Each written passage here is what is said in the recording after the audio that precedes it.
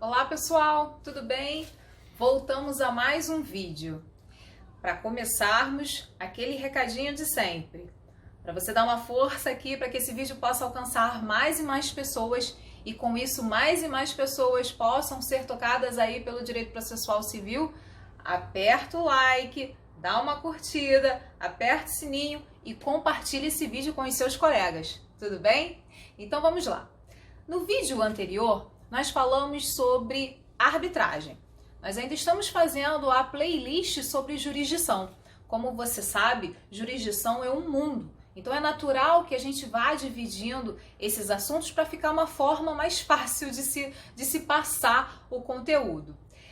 O vídeo anterior de arbitragem, ele ficou um pouquinho grande. Eu não sei se você deu uma olhada, mas ele ficou em quase 20 minutos. O meu editor de vídeo, Melk, querido, beijo grande, ele quase me enforcou. Alguns alunos também fizeram contato comigo pelo Instagram, falaram, professora, faz vídeos mais curtinhos. O meu auxiliar de vídeo também estava quase passando mal. Pois é, eu lamentavelmente tenho esse problema. Eu falo e quando vou ver, esqueço da vida. Mas quando a gente gosta do que faz, é realmente o que acontece. Por isso, esse vídeo, eu prometo a você que a partir de agora ele vai ser curtinho, ele vai ser rapidinho, nós vamos tratar de forma bem objetiva para que você consiga alcançar o seu escopo, tudo bem? Então vamos lá. Hoje, para a nossa terceira parte sobre jurisdição, nós vamos falar dos princípios da jurisdição, ok? Então, na parte 2 falamos sobre, o primeiro vídeo nós falamos sobre equivalentes jurisdicionais, no segundo falamos sobre arbitragem e nesse terceiro vamos falar sobre os princípios da jurisdição. Começando pelo primeiro princípio, princípio da investidura. Vou repetir, princípio da investidura. O princípio da investidura, ele preconiza que somente poderá exercer a jurisdição os juízes devidamente o quê? Devidamente investidos de jurisdição. E nesse caso, em regra, como é que o juiz de direito, como é que o juiz togado, ele investe-se de jurisdição? Mediante o quê? Mediante a aprovação em concurso público de provas e títulos para o cargo de juiz. Porém, como eu disse, essa é a regra, mas nós temos exceções também. Basta lembrar da indicação para o 5º constitucional. Basta lembrar também de possibilidade de escolhas aí para os ministros do STF, do STJ e por aí vai. Então, temos a exceção do 5º constitucional, tá certo? Então, esse é o nosso primeiro princípio, o princípio da investidura. O segundo princípio é o princípio da aderência ao território. Vou repetir. Princípio da aderência ao território. O que é isso? O princípio da aderência ao território, ele está muito ligado ao princípio da territorialidade. Ou seja, os juízes eles vão exercer a sua jurisdição no limite de seus territórios, no limite de seus estados. Então, por exemplo, um juiz de direito, que exerce a sua jurisdição no Rio de Janeiro, ele vai exercer sua jurisdição ali no território do estado do Rio de Janeiro.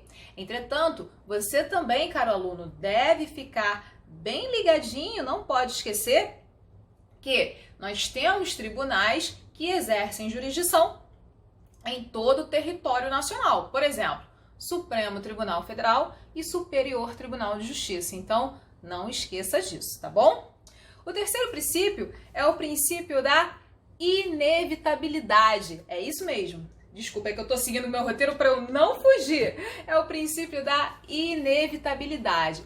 Esse princípio, ele ensina pra gente que a jurisdição ela é inevitável, ou seja, há uma relação de submissão, há uma relação aí de sujeição,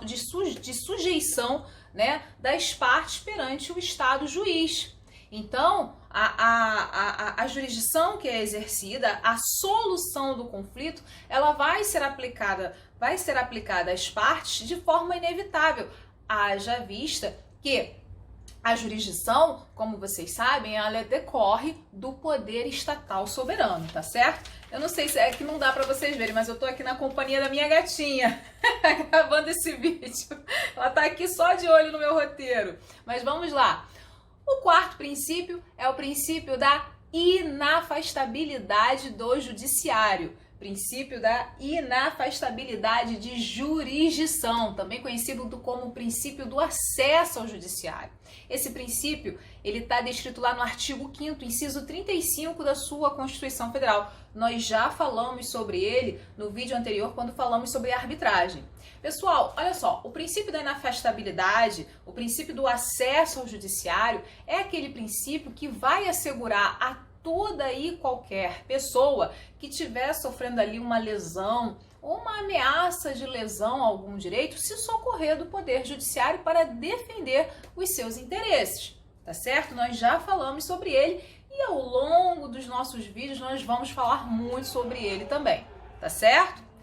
Princípio do juiz natural também está disciplinado no artigo 5º, no inciso 37 da sua Constituição Federal. Ou seja, assim como o princípio da inafastabilidade, o princípio do juiz natural também são garantias constitucionais, tá certo?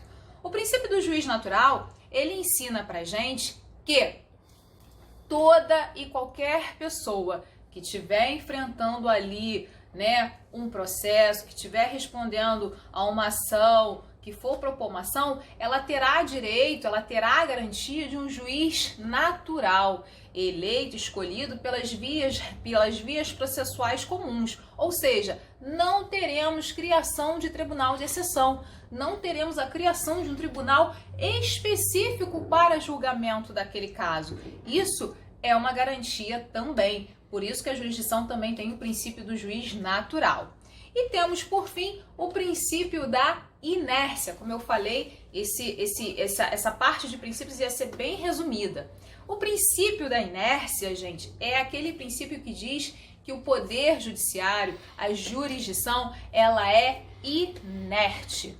Ou seja, com a sua característica de inércia, ela necessita de que as partes, de que aquela parte que se sente ameaçada em algum interesse seu, que ela provoque o exercício da jurisdição, que ela provoque o poder judiciário para que ele possa ali exercer a jurisdição. Por isso que nós temos o princípio da inércia. E o princípio da inércia, ele é importante por N razões, mas eu vou te listar apenas 3 delas. A primeira é porque, veja bem, o princípio da inércia, o Estado ele deve ficar ali inerte, o Poder Judiciário deve ficar inerte, aguardando a provocação da parte, justamente para a primeira opção, para a primeira razão, nossa, acontece, primeira razão para garantir a sua imparcialidade. A imparcialidade, inclusive, é uma das características da jurisdição, ou seja, todos os servidores, juízes, serventuários, peritos, eles devem, né,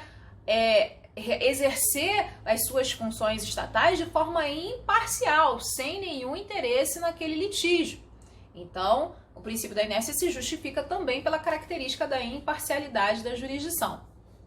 Então, o que você não pode esquecer, cara aluno, é que a jurisdição ela é inerte. Porém, a partir do momento que ela é provocada pela parte, o processo vai seguindo mediante o quê? Mediante impulso oficial, tá certo? Então, esses são os princípios mais importantes que nós temos aqui para falar aí da jurisdição. Mas temos outros também. Temos o princípio do promotor natural, que diz que assim como é assegurado um juiz natural, ou seja, não teremos tribunal de exceção, também não teremos aí a escolha de um promotor especificamente para atuar naquele caso, justamente para garantir também a imparcialidade, a lisura e o devido processo legal. Ufa, como é difícil falar rápido, mas nós estamos tentando e estamos nos ajustando, tudo para atender vocês, tá bom? Hoje eu fico por aqui, espero que vocês tenham gostado. No próximo vídeo, nós terminamos a nossa playlist de jurisdição. Fica com Deus, bons estudos, sucesso e até lá!